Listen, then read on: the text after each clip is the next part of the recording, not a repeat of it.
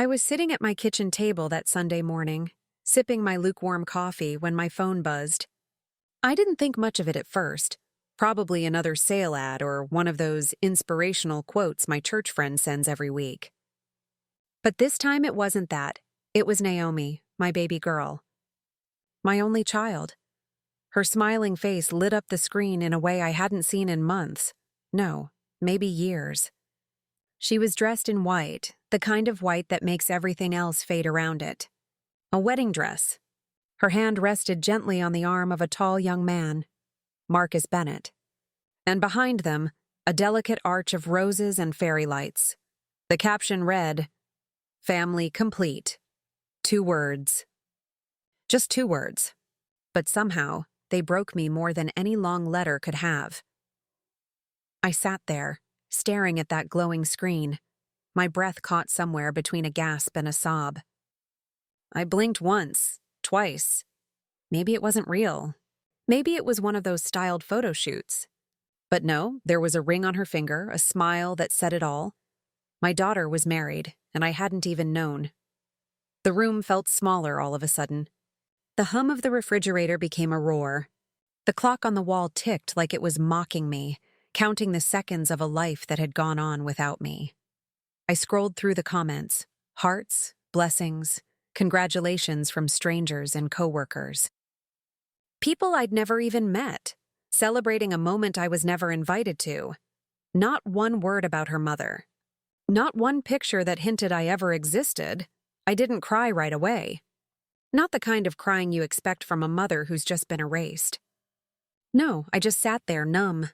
My fingers trembled around the phone. My reflection in the black screen looked older, smaller. Forgotten. I whispered her name. Naomi. It sounded strange now, like calling out to someone who had moved too far away to hear. All those years of holding her through storms, working double shifts, cooking on empty stomachs, all of it flashed before me. And yet here I was, learning from a Facebook post that the child I'd given my whole life to had built a family. Without me in it, and that caption kept echoing in my head. Family complete. Maybe it was. Maybe it no longer needed me to be. What does a mother do when she's no longer part of the word family?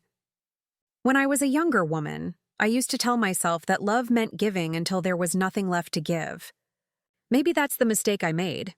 Maybe I loved too hard, too completely. After Calvin passed, it was just me and Naomi against the world. She was only 6 then, small, quiet, with eyes too wise for her age. I still remember the night of his funeral, how she clung to my dress and whispered, "Mama, are we still gonna be okay?" And I lied. I said yes. But the truth was, I didn't know how to be both mother and father, how to pay bills with one job that barely fed us. So I took another. By day, I scrubbed offices in uptown Charlotte. By night, I cleaned people's homes who wouldn't even look me in the eye when I picked up my pay. My hands cracked from bleach, my knees ached, but when I came home to that little girl's smile, it felt like purpose. Every birthday, every school project, every scraped knee, I was there. When she got sick, I'd sit up all night holding her hand, whispering prayers that floated into the dark. Naomi was my world, and I made her mine. I told myself it would all be worth it, the sleepless nights, the hunger I hid from her, the dreams I put aside. I thought if I just gave enough, she'd grow up feeling loved, proud of where she came from, and for a while, she was. She'd brag to her little friends, "My mama's the strongest woman in the world." But strength wears down, doesn't it? Especially when the world only sees your labor and not your love. I remember once, a woman at one of the houses I cleaned told me, "It's noble what you do." Evelyn? Noble. Like I was some charity case trying to earn her sympathy instead of her respect. I smiled through it. I always did, because every dollar, every aching step was for Naomi's future. A future brighter than mine. I never imagined that the same dream I built for her would one day build a wall between us. That the pride I poured into her would someday turn into shame. Not for herself, but for me. That picture I saw yesterday. It wasn't just a wedding photo. It was a reflection of everything I'd given and everything I'd lost. All those years of sacrifice. And I realized something I'd never wanted to face. Maybe love, when it's all one-sided, can turn into a kind of quiet disappearance. But what happens when the dream you built for someone else erases you completely? Naomi was a bright child, not just smart, but bright in that way the sun feels when it peeks through storm clouds. She carried hope in her little hands, and I tried my best to keep that light alive. Our house was small, a 2-bedroom tucked behind a church, but it was filled with laughter. We didn't have much, but we had each other. And sometimes that was enough to make even empty cupboards feel full. On Saturday mornings, I'd braid her hair while she told me stories she'd made up about fairies who cleaned houses at night so their mothers could rest. "They're just like you, Mama," she'd giggle. And I'd smile, because in her eyes I wasn't just tired old Evelyn Carter. I was magic. When she got sick, I'd hold her until her fever broke. When she won spelling bees or drew pictures that got pinned to the classroom wall, I was there, clapping the loudest. Her teachers used to say, "Naomi's going places," and I'd think, yes, and I'll be right behind her, making sure she never falls. I'll never forget her 16th birthday. I worked extra shifts for weeks just to afford that party.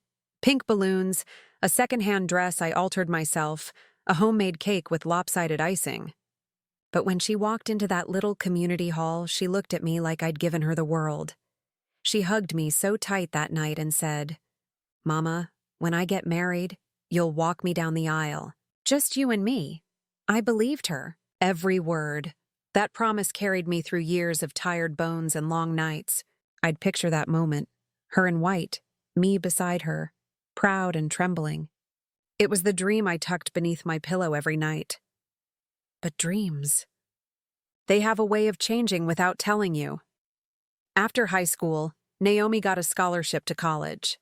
I cried when I dropped her off, tears of joy and fear. I knew she was stepping into a world I'd never known, one that could give her everything I couldn't. But I didn't realize it might take something from me in return. Every call after that grew shorter. Every visit felt more like an appointment. Still, I reminded myself, she promised. She promised I'd be there when she got married. She promised I'd walk her down that aisle, and I held on to that promise like it was my heartbeat, until that photo showed me she'd already taken the walk and left me behind on the road. So why did that promise vanish when the moment came? I still remember the first time Naomi mentioned Marcus Bennett. She was home from college for Thanksgiving, her second year, glowing with that kind of excitement that makes you forget the long bus rides and cold kitchens.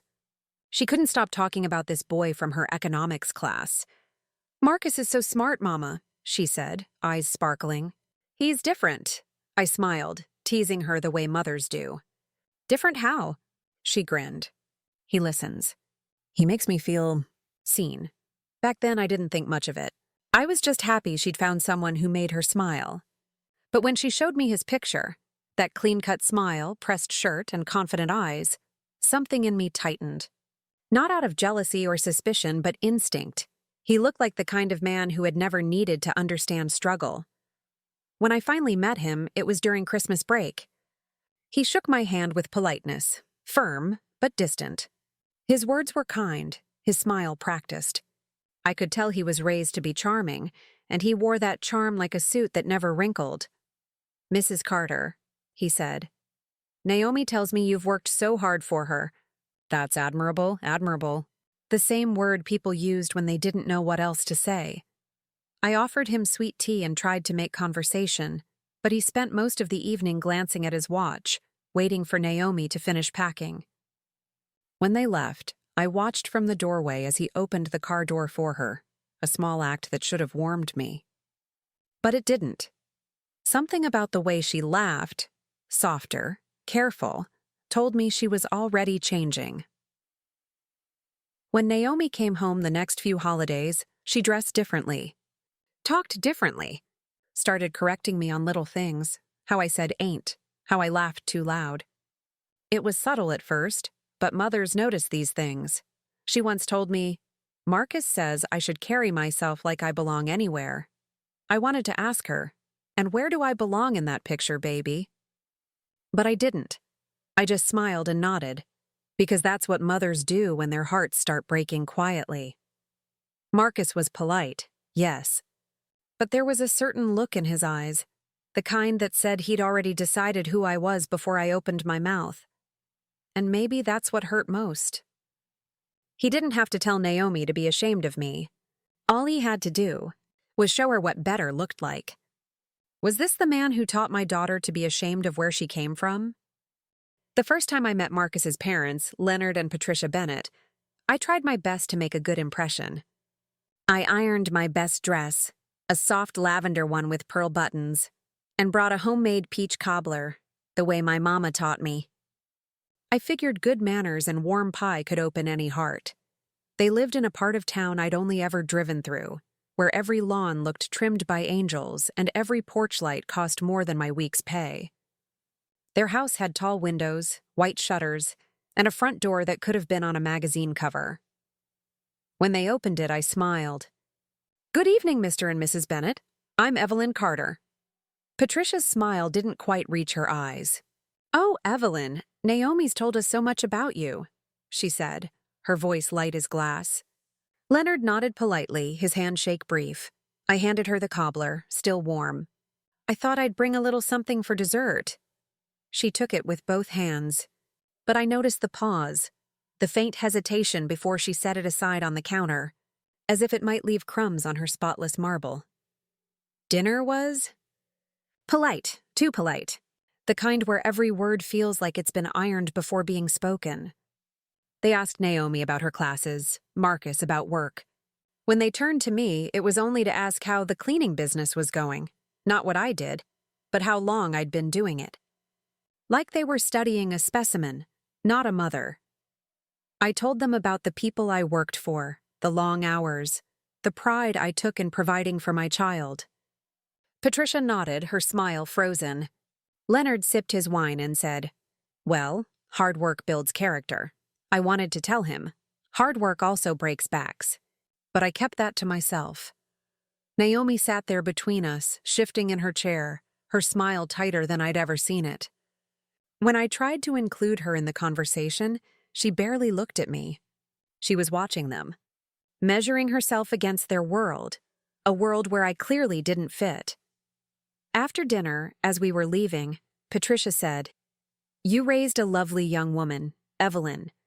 "You must be proud," I smiled. "I am. More than anything." But as I watched Naomi walk ahead with Marcus and his parents, their silhouettes framed by golden porch light, I realized something. That night, my daughter didn't look back to see if I was keeping up. She was already learning to walk in their world, one that made me invisible. How far will a daughter go to fit into a world that looks down on her own mother? The distance didn't happen all at once. It crept in quietly, like fog rolling across a field, soft at first, then thick enough that I couldn't see where my child had gone. After Naomi graduated, she got that fancy corporate job she'd been dreaming of. I was proud. Lord knows I was. I'd sit at my kitchen table, looking at her picture on the company website, whispering, "That's my baby." But the pride started sharing space with something colder, something like loneliness. The calls came less often. "Sorry, Mama, work's been crazy." Then it was, "Marcus and I are traveling this weekend." Eventually it became, "Can we talk later?" Later turned into weeks. Weeks turned into months. When she did visit, she'd bring small gifts, perfume sets, fancy teas, a purse I didn't need, as if she could buy back the time she'd taken. But the warmth was gone. Our talks used to last for hours. Now they felt like rehearsals. She'd sit across from me at the kitchen table, her phone always nearby, her laughter quiet and proper. I'd try to tell her stories from home, neighbors she used to know, but she'd just nod politely. It was like speaking across a glass wall. I could see her, but I couldn't reach her. One day, when I dropped by her apartment unannounced with her favorite sweet potato pie, she didn't open the door right away. When she finally did, she looked surprised, almost uncomfortable. "Mama, you should have called first." she said softly. That word and should have that stung worse than any shout. I looked around her place. White furniture, glass tables, expensive art. Not a trace of her old self anywhere. Not one childhood photo in sight. Just clean lines, cold colors, and that faint smell of a life moving on. Marcus appeared behind her, smiling politely. Mrs. Carter, what a surprise! I smiled back, though my chest felt hollow. Just wanted to see my girl. We chatted briefly, but I could feel I wasn't meant to stay long. Naomi stood near the door the whole time, like she was waiting for me to finish. As I walked back to my car, pie still in hand, I realized something painful. I'd raised a daughter who loved me once, but now treated me like a guest in her life, and maybe I'd made it too easy for her to forget that I was the one who gave her everything she had to run from. When love turns into obligation, what does a mother hold on to? I remember the last real conversation Naomi and I had before everything changed. It was a Sunday afternoon. Her voice came through the phone, soft but distracted, the kind of tone people use when they're half listening. Mama, she said, Marcus and I are thinking about a small wedding. Nothing too big, just close friends and family. I smiled, feeling tears prick my eyes. That's wonderful, baby. Just tell me the date, and I'll be there with bells on. She chuckled lightly, then said, Of course, Mama. I'll keep you posted. But she never did. Weeks passed, then months. Every time I asked, she had a reason ready. We're still finalizing things. Marcus's parents are handling most of the planning. It's been hectic, Mama. I promise I'll call soon. And I believed her.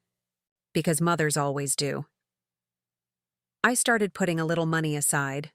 Not much, but enough to buy a dress. Something soft and elegant. Maybe lavender, like the one I wore when I met the Bennetts. I wanted to look proud, not pitiful.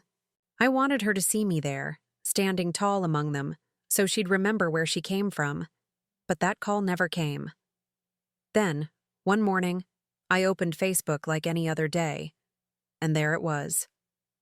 That picture, Naomi, my Naomi, in a white lace gown, her smile wide and perfect, her hand clasped in Marcus's, and behind them stood Leonard and Patricia Bennett, dressed like royalty, beaming with pride. The caption read, Finally our beautiful day, surrounded by love, but not by me. Not a mention, not a whisper, not even a single tag or word that said Mama. I scrolled through the comments, people from her job, Marcus's friends, even Patricia's book club, all saying how stunning she looked. Perfect couple. Lovely family. Such elegance. And I just sat there, my eyes stinging, my chest tight. I tried to tell myself it was some misunderstanding. Maybe she meant to tell me. Maybe there was a mix-up. But deep down I knew. This wasn't an accident. This was a choice. Naomi had built a new world, and in that world, there was no space for me. I closed the app and set my phone down. The silence in that little house was heavy, almost alive. I could hear my heartbeat echoing in the emptiness. That night, I didn't sleep. I just sat by the window, watching the streetlights flicker, and whispered, You got married without me, baby. And even the walls seemed to whisper back, She didn't forget. Evelyn. She excluded you. It wasn't an accident. She had chosen a life that no longer had room for me. I didn't go online for a while after that night. Every time I thought of that photo, my stomach twisted. But grief has a way of finding you, even when you try to hide from it. One afternoon, I made the mistake of opening Facebook again. Naomi's post had spread, shared, liked, celebrated. She'd updated her name. Naomi Bennett. Her new life had begun. And it looked perfect. There were more pictures now. Her laughing with Marcus under a shower of petals, his mother fixing her veil, his father giving a toast. Everything coordinated, every smile rehearsed, and in all of it, I was gone. Not forgotten, erased. The comments said things like, Such a beautiful family. You two are glowing. Patricia must be so proud. Patricia, not a soul asked about me. Nobody even knew I existed. I tried to scroll past it, but the screen blurred through my tears. I closed the app, set my phone face down, and sat there in the quiet hum of my kitchen. The same kitchen where I'd once taught Naomi to bake biscuits, where we'd danced to old soul records and laughed until our bellies hurt. Now, that laughter lived somewhere else. Somewhere I wasn't invited. I told myself not to cry. I really tried. But when night came, the tears came too. Steady, silent, the kind that don't stop when the sobs do. I thought about calling her. Just to say, "Baby, I saw the photos." But what would I even say after that? "Congratulations. Why didn't you want me there?" No, I couldn't. Not yet. Instead, I made myself some tea and sat in the dark. The hum of the fridge, the ticking of the clock, the creak of the house. All of it sounded like a heartbeat slowing down. And in that stillness, something shifted inside me. It wasn't just sadness anymore. It was a kind of awakening, a small, sharp fire in my chest. I realized I had spent my whole life giving pieces of myself away. To Calvin, to Naomi, to everyone who needed something from me. And now that there was nothing left to take, no one had remembered to ask if I was okay. That night, I whispered into the dark. Maybe this is what happens when you disappear too quietly. Folks forget you were ever there. But then I straightened up, wiped my tears and thought, no more disappearing. Not this time. But heartbreak can awaken something stronger than grief, resolve.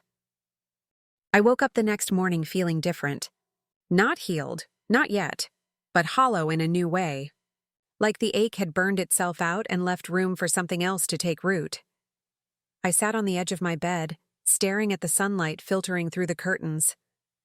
It fell on my hands, the same hands that had washed floors, folded laundry, wiped away tears. Hands that had built a life for someone who no longer looked back. And for the first time in 66 years, I asked myself a question I'd never dared to. Who am I, if I'm not somebody's mother? The silence didn't answer, but somehow it didn't scare me anymore. I made myself breakfast, eggs, toast, black coffee, and ate it slowly. No rush, no clock to beat, no one to serve.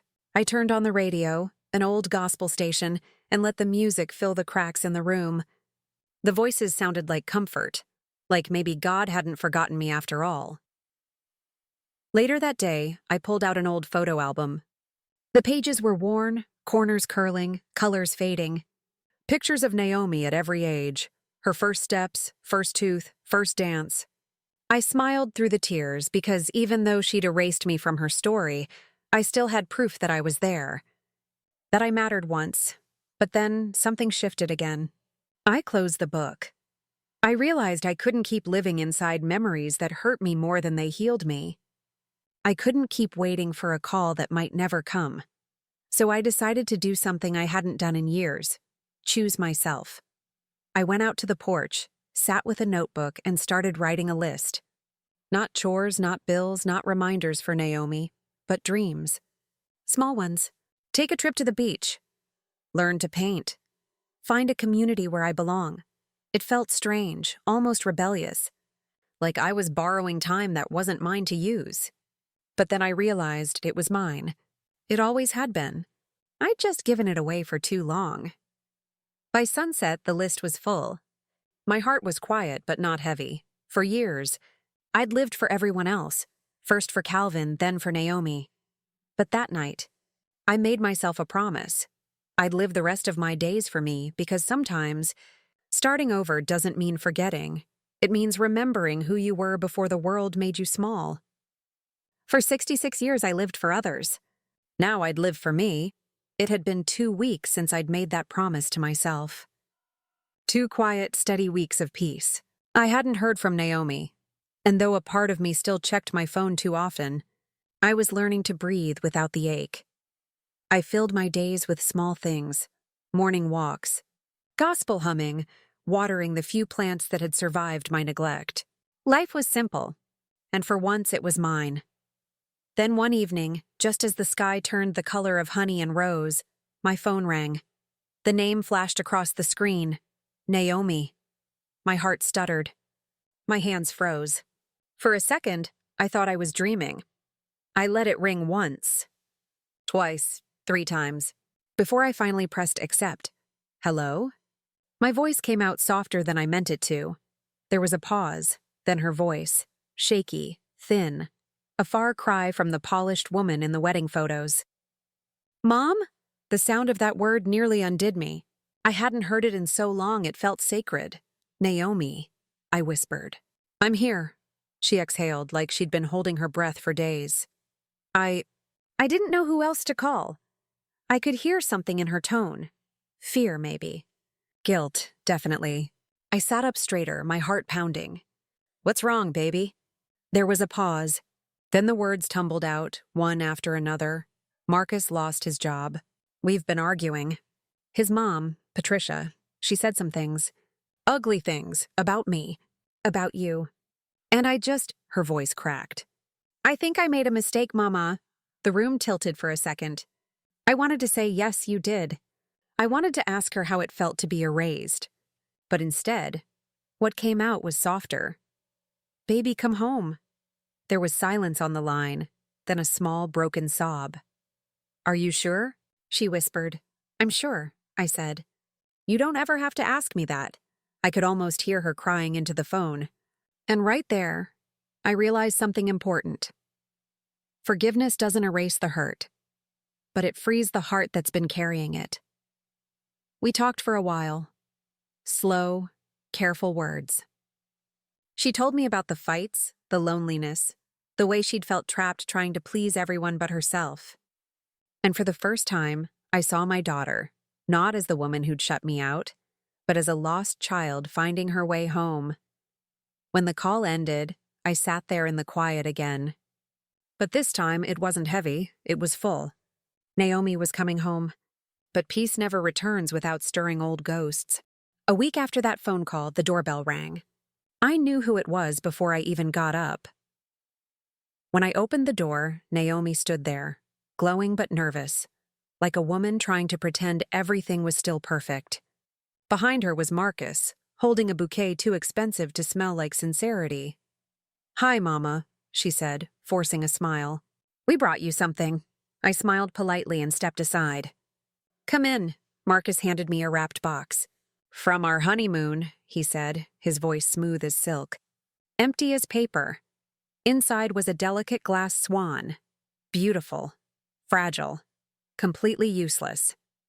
I placed it carefully on the coffee table, my reflection trembling in its surface. Thank you, I said quietly. We sat in the living room, the same one that had held Naomi's first birthday balloons, her prom photos, her father's funeral flowers. Now it felt like a stage. Naomi began talking fast, filling the silence with stories of luxury resorts and beach sunsets. Marcus added in details, 5-star dinners, designer clothes, how exclusive the ceremony had been. I listened, smiled when expected, sipped my tea slowly, but inside something sharp twisted. Finally, I asked, So, about the wedding, Naomi froze. Marcus looked away. She sighed, fidgeting with her ring. Mama, it was small. Really last minute. We didn't want to trouble you. Trouble me. The words hit like ice water. I leaned forward. Naomi, I cleaned floors till my knees ached so you'd never be trouble to anyone. All I ever wanted was to see you happy, and to be there when you said I do. Her eyes glistened, but she didn't speak. Marcus cleared his throat. It wasn't personal, Mrs. Carter. It was just logistics. Logistics. That word sat in the room like poison. I smiled, but there was no warmth left in it. Well, I said, thank you both for coming. I appreciate the visit. Naomi blinked. That's it? That's it, I said simply.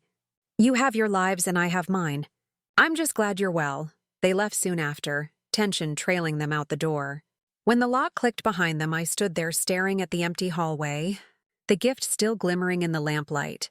That glass swan, beautiful, cold, untouchable, looked exactly like the distance between us. That night, I couldn't sleep. I lay awake thinking of every sacrifice, every dream I'd buried for my child. And somewhere between hurt and clarity, I made a decision. If she could build her new life without me, then I could start mine without her. They thought I'd accept their crumbs of affection, but I was about to rewrite my story from scratch.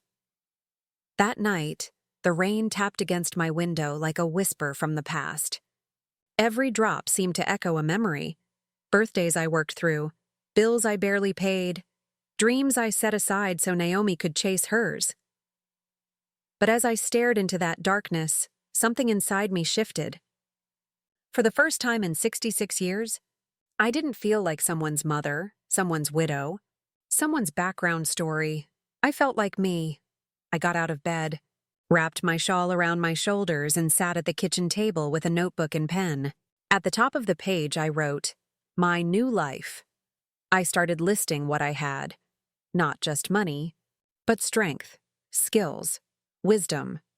I counted every dollar in my savings, every check I could expect from Social Security.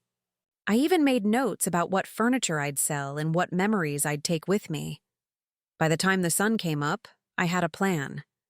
It wasn't perfect, but it was mine. I wanted to live somewhere where I wasn't a burden or an afterthought. Somewhere I could laugh without guilt and breathe without permission. So I opened my laptop and began searching. It didn't take long before I found it.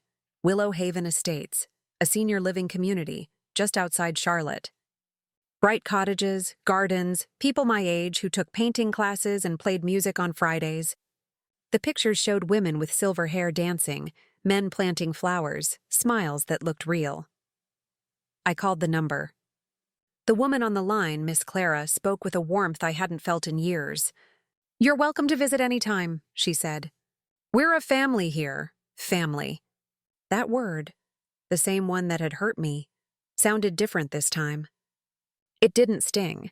It healed. 2 days later, I took the bus out there. The place looked like peace itself. Sunlight on the lake, wind chimes on porches, people greeting me with easy laughter. As I walked those paths, I felt tears rise, but they weren't from sorrow. They were from freedom. I signed the paperwork that same afternoon. No announcement. No explanations. Just a quiet decision that my story wasn't over yet. When I got home that night, I stood in my old kitchen, looking around at all the years hanging on those walls. For once, I didn't feel trapped inside them. I smiled and whispered to myself, "Evelyn Carter is finally choosing Evelyn Carter." My daughter had hidden her wedding from me, but now, I was about to hide my new beginning from her. I woke up the next morning with a peace I hadn't felt in years. No anger, no sadness, just quiet purpose. The plan was simple and secret. I would leave my old life behind the same way Naomi had left me behind, silently. I spent the next few weeks preparing, one drawer at a time. I sorted through memories, folded years into boxes, and let the past whisper its goodbyes. There was the tiny blue dress Naomi wore to kindergarten, the hand-drawn Mother's Day cards covered in stick figures and glitter, the photo of me holding her at her college graduation, pride shining brighter than any pain that would come after. Each item I touched carried a story. But this time I didn't cry. Instead, I thanked them and let them go.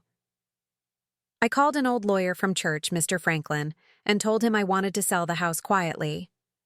"No family involved," I said. He nodded. "I'll handle it, Miss Carter." Within a month, the papers were signed. The house I'd spent 40 years paying for would soon belong to another family. And that didn't hurt the way I thought it would. I gave away half my furniture to neighbors and donated the rest to a women's shelter.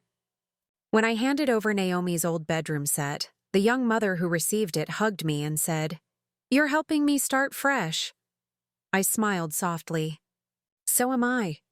The night before I left, I stood in the empty living room, walls bare, echoing with silence. That house had held my laughter, my heartbreak, my sacrifices. It had been my whole world, but now, it was just a shell. I ran my fingers along the doorway one last time and whispered, "Thank you for holding me all these years." Then I closed the door, not just on the house, but on the woman who waited too long for others to see her worth. The next morning, A taxi pulled up before sunrise. The driver, a kind young man, loaded my few suitcases. "Where to, ma'am?" he asked. I smiled at the rearview mirror. "Willow Haven Estates." As we drove away, I didn't look back. Not once. When the city skyline faded behind the trees, I felt lighter, like I'd left the ghost of my old self sitting on that front porch. And for the first time in decades, Evelyn Carter wasn't chasing anyone's approval. She was chasing peace. I thought I was running away from my past, but I was really walking straight into the woman I was meant to become. The day I finally said goodbye to my old house, the sun was just beginning to rise. Its golden light spilled across the empty rooms, highlighting dust motes dancing in the air like memories unwilling to leave. I walked slowly from room to room, touching the walls as though I could carry a piece of each moment with me. The kitchen smelled faintly of the cinnamon I used to bake for Naomi, and for a second, I could see her little hands reaching for the cookies, her laughter bouncing off the cabinets. I opened the closet doors and carefully boxed the clothes that had once belonged to Naomi. Tiny dresses folded neatly, coats too small, shoes lined up like soldiers. I held each item and whispered a soft goodbye. "You were my joy," I told them, "and I hope you'll bring joy to someone else now." The furniture went the way I had planned. Donated, sold, or given to neighbors who would appreciate it more than I could in this new chapter of my life. Every piece carried a story, but I didn't hesitate. Holding on to the past would have kept me from walking forward. I even packed a few of my own things. Old journals, photographs of Calvin and Naomi, letters I'd written but never sent. These were the treasures that mattered to me, the pieces of my soul I refused to leave behind. Then there was Naomi's bedroom, now empty, silent. I lingered here the longest. I sat on the edge of the bed, feeling the weight of decades of sleepless nights, birthdays celebrated, tears wiped away, and hopes held high. I whispered a promise into the quiet room. "I will live for me now, baby. I hope one day you understand." I closed the door softly behind me, taking one last look at the porch where I had waved Naomi off to school, to college, to life. I didn't feel sorrow, not like before. I felt release. Outside, the taxi waited. My bags were loaded, and for a moment I hesitated, feeling a flutter of guilt. Would Naomi notice? Would she care? And then I reminded myself, she had built her new life without me. It was my turn. As the car pulled away, I watched my old life shrink behind me. The house disappeared slowly into the morning mist, a gentle reminder of the life I had lived and the freedom I was finally claiming. The journey ahead was unknown, but for the first time I wasn't afraid. The world felt full of possibilities: painting classes, dance nights, new friends, quiet mornings in a sunny garden. I inhaled deeply and smiled. Evelyn Carter was stepping into her life, not someone else's version, not a shadow of a mother waiting to be acknowledged, but herself. Fully, completely, finally free. I was closing one chapter, but I hadn't yet faced the reaction that would follow. Willow Haven Estates welcomed me like an old friend I hadn't known I needed. The gates opened to a sunlit courtyard, flower beds lined with marigolds and daisies, the gentle hum of people laughing somewhere in the distance. For the first time in years, I felt I belonged somewhere. Truly belonged. I moved into my small but cozy cottage, unpacking only what mattered. My favorite chair by the window, a few cherished photos, and the notebooks where I would start writing my new life. Everything else could stay behind. The past had no place here. The first morning, I woke to the smell of fresh coffee and someone singing down the hall. I stepped outside and saw neighbors tending gardens, chatting as if the world was just theirs. A woman with silver hair waved at me. "Good morning. You must be Evelyn. Welcome." I returned her smile, heart swelling. For so long, I had been invisible, a shadow standing behind a child who no longer saw me. Here, I was seen. I joined the activities, a painting class where the instructor encouraged me to use colors I hadn't touched since I was a girl. Dance nights that made my knees ache and my soul smile. Community meals where everyone shared stories and laughter, not judgments, And slowly I laughed again. Really laughed. Not the polite, careful laughter I had reserved for Naomi's friends or Marcus's parents, but full-bodied, soul-deep laughter that came from knowing I had chosen this life for me. I would sit on the porch in the evenings, cup of tea in hand, watching the sun set over the lake. The water shimmered with gold and pink hues, reflecting possibilities I had never allowed myself to imagine. Sometimes I thought of Naomi, of the wedding she had hidden from me, of the calls I hadn't received, the messages left unsent. I didn't feel bitterness anymore. Not really. I felt clarity. I had waited decades for someone else to honor me. But now I realized the waiting was over. I wasn't waiting for Naomi to call, to apologize, or to notice my absence. I wasn't waiting for validation or love that had once been taken for granted. I was living, and that made all the difference. In the quiet moments when the wind rustled through the trees, I whispered to myself, "Evelyn Carter, you are enough. You always were. I didn't know what would happen if Naomi came looking for me. I didn't care. For the first time, my happiness wasn't dependent on anyone else. But peace doesn't come without questions. And Naomi soon came looking. It was a quiet Wednesday morning when the first call came. I was tending my little herb garden, sunlight warming my back, rosemary in one hand, mint in the other, when my phone vibrated insistently. I didn't recognize the number at first. "Hello?" I said cautiously. "Mama?" Naomi's voice broke through the line like a fragile glass bell. I froze, the soil in my hands forgotten. I came by the house," she stammered. It's empty. Mama, where are you?" I closed my eyes and inhaled slowly. For a moment, I considered saying nothing, letting her feel the confusion, the panic she had caused me for months. But then I heard it, that soft tremor in her voice that reminded me she was still my child, still human. "I moved somewhere that makes me happy," I said quietly. There was silence on the line. Then a shaky intake of breath. "Willow Haven?" she asked, disbelief coating her words. I smiled softly. "Yes, baby." "Willow Haven, I like it here." Her voice quivered. You didn't tell me? How could you leave without saying anything?" I didn't answer immediately. I let the words hang in the air like a mirror reflecting years of absence. "Naomi," I said finally, calm but firm. "I didn't leave to hurt you. I left because I needed to find peace. For 66 years, I lived for everyone else. For your father, for you, for anyone who needed me. And now I am living for myself. That's all." There was silence again, but this time it was different. This time it carried weight. I didn't realize," she whispered finally. I thought you'd always be there. I could hear the shame, the panic, the fear, and I let it be. I didn't offer forgiveness, and I didn't demand it. I just let the quiet speak. "Being there," I said softly, "doesn't mean being forgotten, Naomi. But it does mean choosing yourself when others don't. And I did. I chose me." She didn't argue. She didn't cry. She just breathed, slowly, as if absorbing a truth she'd never wanted to face. When the call ended, I put the phone down and looked at my hands in the soil. They were still busy, still alive, still mine. For the first time, I felt the full weight of being free. Free from guilt. Free from waiting. Free from the expectation that my heart must always bend to others' will. And somewhere in that freedom I realized, letting go doesn't mean losing. It means finding yourself when the world tries to erase you. For the first time, I didn't explain myself. And that silence shook her more than my anger ever could. It wasn't long before Naomi and Marcus arrived at Willow Haven.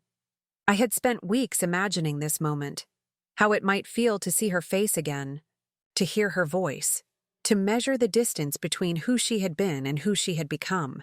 And yet, nothing could have fully prepared me for the quiet storm that hit the moment they stepped onto the grounds.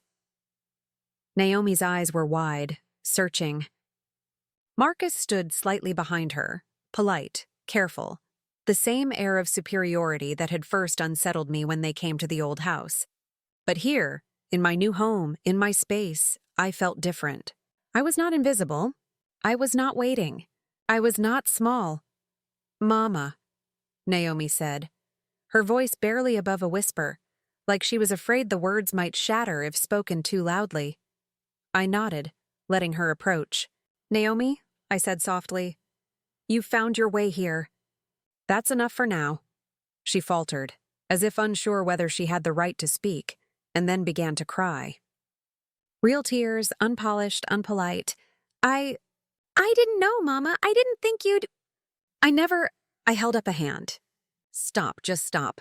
Naomi, you taught me something I had forgotten. She blinked, trying to understand. That I was optional, that I could be ignored, that my love and my sacrifices didn't matter. You thought you were protecting yourself by leaving me out.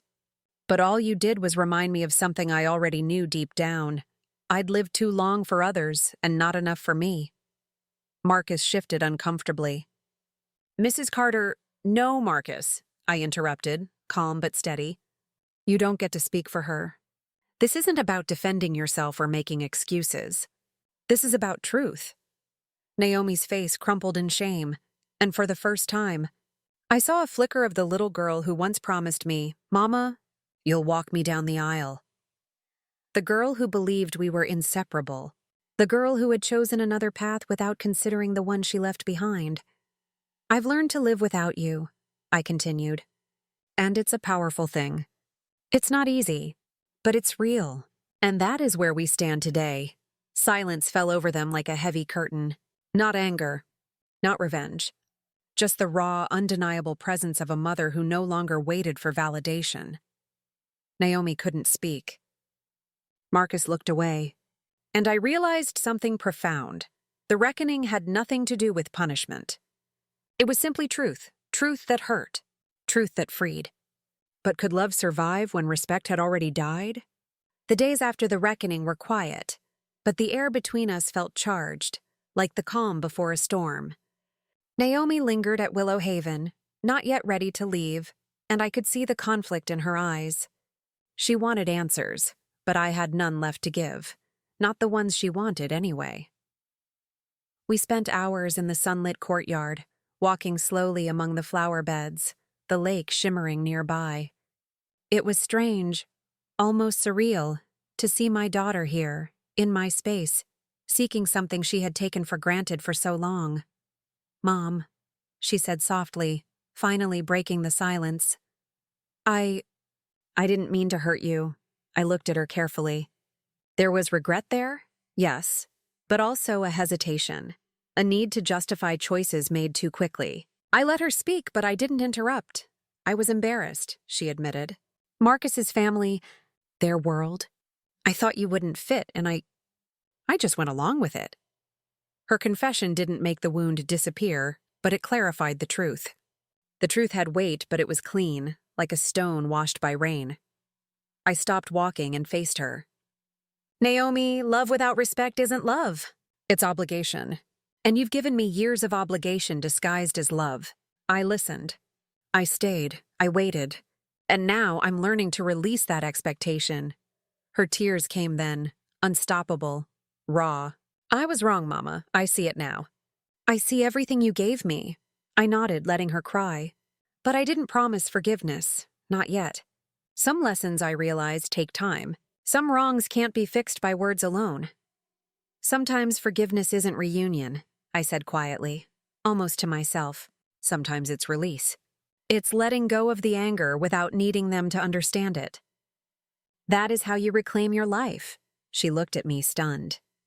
The little girl who once clung to my skirts was gone. Before me stood a woman who had learned that her mother's love was not a safety net to be taken for granted. I took her hand briefly, gentle but firm. We can talk. We can rebuild something, but it will be different now. You must earn it, not because I demand it, but because you understand what it costs to be absent. Marcus hovered nearby, quiet now, unsure where he belonged in this conversation. I didn't invite him in. This was between a mother and a daughter, a lesson in truth, respect, and recognition. Naomi nodded slowly, absorbing it all. I could see the transformation happening before me, not complete, not perfect, but real. I realized then that family isn't always what we imagine it to be. Sometimes it's redefined, reshaped, rebuilt from honesty rather than expectation. Sometimes forgiveness isn't reunion, it's release. Months passed after that afternoon in the courtyard. Naomi returned to her life, Marcus back to his routines, and Willow Haven settled into its comforting rhythm. I was learning the pace of peace, slow, steady, unhurried, when a letter arrived. The envelope was crisp, businesslike, and unmistakably hers. My hands trembled as I opened it, careful not to tear the paper. Inside, the words were formal, measured, almost rehearsed. Naomi wrote about the wedding, about Marcus's expectations, the pressure from his parents, the embarrassment she felt about our differences. She explained her reasons, her choices, even apologized in a way that sounded like a contract rather than a confession. She wanted closure. I read it twice. 3 times. Each word landed softly, but the impact was distant. I felt nothing like the storm I expected. The anger, the hurt, the raw grief that had once twisted my chest into knots. Instead, I felt clarity. Her words weren't meant to heal me. They weren't meant to rebuild the bridges she had burned. They were hers, a way for her to ease her conscience, to tidy up the edges of a story she had written without me. I folded the letter carefully, placed it in a drawer with the other mementos I had brought with me. Journals, photographs, memories that belonged only to me now. I didn't reply. I didn't need to, because she wanted closure. But she didn't understand that I had already found mine. I thought back to the countless nights I had spent worrying, waiting, wondering if Naomi would ever call, ever see me, ever honor what I'd given. I remembered the Facebook photo, the last-minute explanations, the absence that spoke louder than any words. And then I remembered Willow Haven, the gardens, the laughter, the friendships I had begun to cultivate. I remembered painting classes where colors spilled across canvas, dance nights where my knees reminded me I was alive, mornings spent sipping coffee while the sun kissed the lake. I realized then that my life had shifted, irrevocably and beautifully. My peace wasn't contingent on her apology or recognition. It wasn't dependent on the past. I closed the drawer, stood by the window, and watched the sunset paint the sky in soft oranges and purples.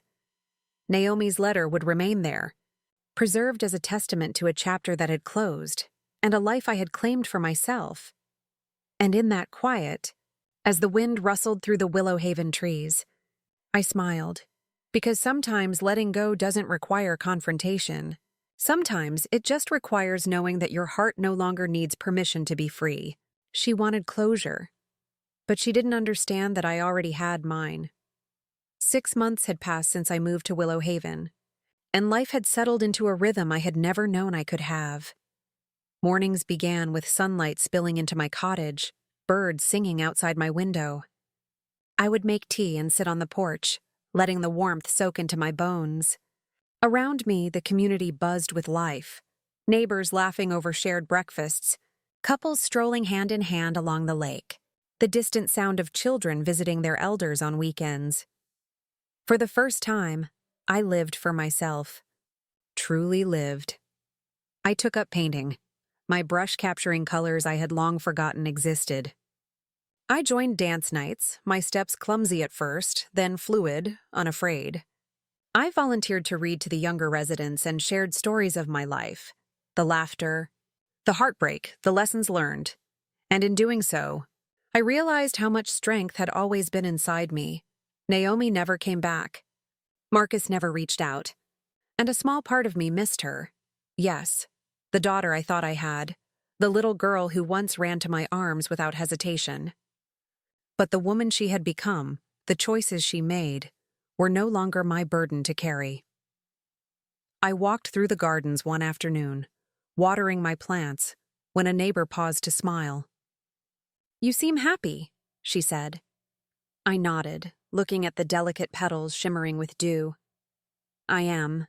I finally am." The wind whispered through the trees, and I felt the weight of decades lift off my shoulders. I thought of Calvin, of Naomi, of the house I had left behind. of the life I had built for others. And I smiled because for the first time, everything belonged to me. I thought about the past, of course.